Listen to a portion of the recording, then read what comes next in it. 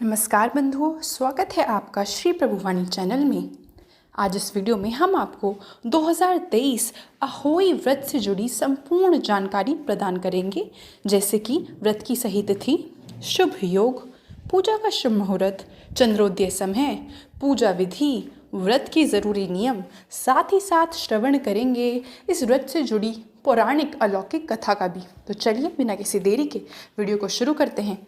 किंतु उससे पहले यदि आप हमारे चैनल पर नए हैं और इसी प्रकार हमसे जुड़े रहना चाहते हैं तो कृपया कर चैनल को लाइक, शेयर एवं सब्सक्राइब अवश्य करें। साथ ही साथ जो बेल आइकन दिया गया है उसे भी प्रेस कर दीजिए, जिससे कि हमारे चैनल पर जो भी वीडियो डले उसकी नोटिफिकेशन आप तक पहुँचे सबसे जल्द।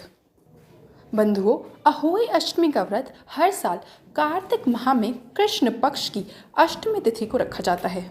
यह व्रत करवा चौथ के ठीक 4 दिन बाद आता है। अहोई अष्टमी व्रत महिलाओं द्वारा अपनी संतान की लंबी आयु और संतान प्राप्ति की कामना से रखा जाता है। इसे पूरा दिन निर्जल रहकर भी रखने की परंपरा है। शास्त्रों के अनुसार इस दिन अहोई माता का पूजन होता है। इसे अहोई आठे या अहोई माता व्रत भी कहा जाता है। चलिए सबसे पहले जान लेते हैं अहोई अष्टमी व्रत शुभ मुहूर्त 2023 के बारे में। तो बंधुओं, साल 2023 में अहोई का व्रत 5 नवंबर यानी कि रविवार के दिन रखा जाएगा। बता दें कि पूजा का शुभ मुहूर्त होगा शाम 5:33 से शाम 6:52 तक। तो इस हिसाब से पूजा की शुभ मुहूर्त की कुल अवधि रहेगी 1 घंटा 18 मिनट। बंधुओं, चंद्रोदय का समय रहेगा रात्रि 12:02। तारों को देखने के लिए सांझ का समय सायंकाल 5:58। बता दें कि अष्टमी तिथि शुरू होगी 5 नवंबर प्रातःकाल 12:59 पर। वहीं यह तिथि समाप्त होगी अगले दिन यानी कि 6 नवंबर प्रातःकाल 3:18 पर। चलिए बंधुओं, जान लेते हैं अहोई अष्टमी शुभ योग के बारे में। तो 5 नवंबर 2023 के दिन अहोई अष्टमी के साथ साथ ही राधा कुंड स्नान, मासिक कृष्ण जन्माष्टमी और कालाष्टमी भी मनाई जाएगी, जिससे कि इस दिन का महत्व और भी कई गुना बढ़ जाएगा। मान्यता है कि अहोई अष्टमी के दिन राधा कुंड में स्नान या डुबकी लगाने से श्री कृष्ण की प्रियसी राधा रानी का आशीर्वाद प्राप्त होता है और सुयोग्य संतान की प्राप्ति होती है।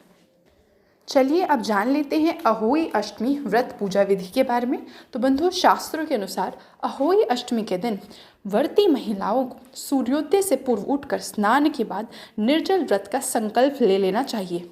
सबसे पहले पूजा के लिए घर की साफ दीवार पर अहोई माता से व उसके 7 पुत्रों का चित्र बनाएं और वहां पर जल से भरा कलश रखें। इस दिन सायंकाल तारे दिखाई देने के समय पूजा का विधान है। पूजा में चांदी की अहोई बनाएं।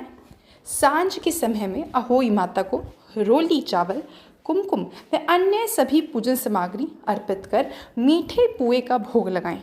अब हाथों में गेहूं के दाने लेकर व्रत कथा पढ़ें या फिर सुने और आरती करें। वही व्रत कथा जिसका श्रवण हम आपके समक्ष कुछ ही क्षणों में करेंगे। और रात्रि में तारों को देखने के समय अर्घ देकर अपना व्रत आप संपन्न करें। चलिए जान लेते हैं कि अहोई अष्टमी पर हमें क्या करना है और क्या नहीं। तो बंधुओं, ऐसी मान्यता है कि अहोई अष्टमी के दिन व्रत रखने वाली महिलाओं को सिलाई और मिट्टी से संबंधित कार्य नहीं करना है। इस दिन अहोई माता की पूजा से पहले गणेश जी की पूजा करनी है। अहोई अष्टमी का व्रत का पारण तारे निकलने के बाद तारों को अर्घ देकर ही पूरा करना चाहिए।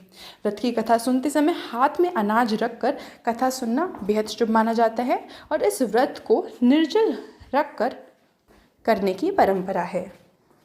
बंधुओं, ध्यान दें कि आप इस दिन तामसिक भोजन का सेवन ना करें और व्रत के बाद ज़रूरतमंदों को दान देने से व्रत का पुण्य कहीं अधिक बढ़ जाता है। अहोई माता माँ पार्वती का ही स्वरूप है और उनके पुत्र गणेश और कार्तिक हैं, इसीलिए इस दिन पूजा के दौरान आप शिव परिवार की पूजा करें और अहोई अष्टमी की पूजा के बाद किसी ब्राह्मण या गाय को भोजन ज़रूर कराएं। चलिए आइए अब हम श्रवण कर लेते हैं अहोई की कथा का। तो कथा के अनुसार एक साहूकार था जिसके 7 बेटे, 7 बहू थी और एक बेटी थी। सब मिलकर मिट्टी लेने गई। मिट्टी खोदते समय ननंद के हाथ से स्याहू का बच्चा मर गया। स्याहू माता बोली कि मैं तेरी कोख बांधूंगी, तो ननंद ने अपनी सारी भाभीयों से कहा, लेकिन ननंद के बदले में अपनी कोख बंधवाने के लिए 6 भाभीयों ने तो मना कर दिया। पर उसकी छोटी भाभी ने सोचा कि नहीं बंधवाएंगे तो सासू जी नाराज़ हो जाएंगी, तो छोटी भाभी ने अपनी कोख बंधवा ली। अब उसके जो बच्चा होता अहोई 7 के लिए मर जाता। एक दिन उसने पंडिताइन को बुलाकर पूछा कि क्या बात है जो मेरा हर बच्चा अहोई 7 के दिन मर जाता है। तब पंडिताइन बोली कि सुरभि गाय की सेवा किया कर। सुरभि गाय स्याऊ माता की सहेली है, वे तेरी कोख छोड़ेगी तब तेरा बच्चा जिएगा। अब वह बहुत सुबह उठकर सुरभि गाय का सारा काम कर जाती। गौ माता ने सोचा कि आजकल कौन मेरी इतनी सेवा करता है, तो गौ माता ने कहा कि चलो आज देखा जाए कि कौन मेरा सारा काम करता है। गौ माता ने खूब सुबह उठकर देखा कि एक साहूकार के बेटे की बहू है जो सारा काम करती है।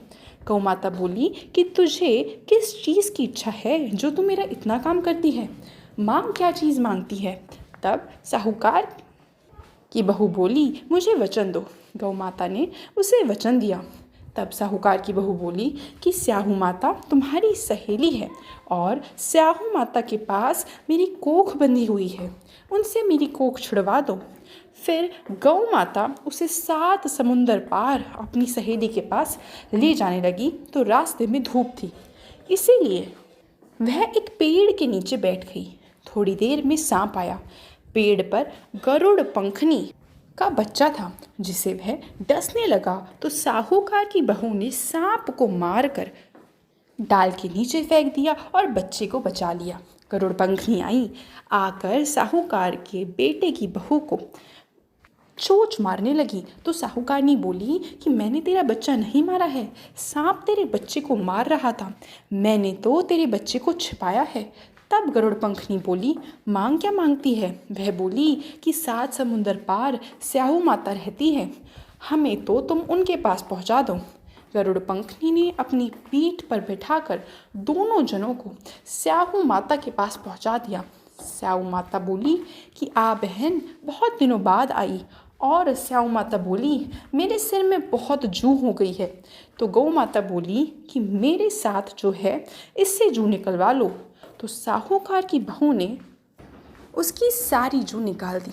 स्याहू माता बोली कि तूने मेरी बहुत भलाई की, तेरे 7 बेटे 7 बहू हों। बहू बोली कि मेरे तो एक भी बेटा नहीं, 7 बेटे कहाँ से होंगे। स्याहू माता बोली क्यों नहीं होंगे।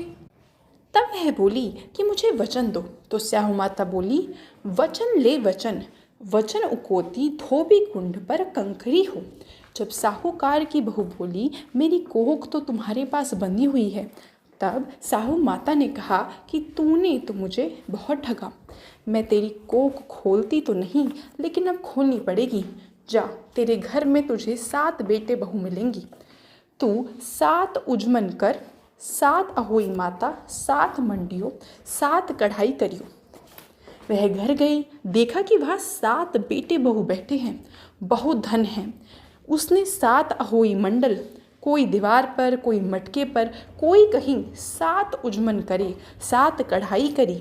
उधर सारी देवरानी जेठानी सोच रही थी कि आज सबसे छोटी फिर से रो रही होगी क्योंकि उसके पास तो कोई बच्चा ही नहीं है। तो उन्होंने अपने बच्चों से कहा देख कर आओ कि चाची क्या कर रही है, कि आज वह रो रही है। वह देख कर आकर बोले कि चाची तो अहोई मान रही है, खूब उजमन हो रहा है। फिर और जेठानी दौड़ी दौड़ी गई, देखे कि वह तो कोख छुड़ा लाई। वह सब बोली कि तुमने कोख कैसे छुड़ाई। वह बोली कि मैंने तो कोख बंधाई नहीं, लेकिन स्याहू के बच्चे के मरने से कोख बंध गई। अब स्याहू माता ने मुझ पर दया करके मेरी कोख खोल दी है। हे स्याहू माता, जैसे साहूकार की बहू की कोख खोली, ऐसे ही हमारी भी खोलना, सबकी खोलना। कहते सुनते हुंकारा भरते की, अपने सारे परिवार की कोख खोलना। आशा करती हूँ वीडियो आपको काफ़ी अच्छी लगी होगी। वीडियो देखने के लिए आपका बहुत बहुत आभार।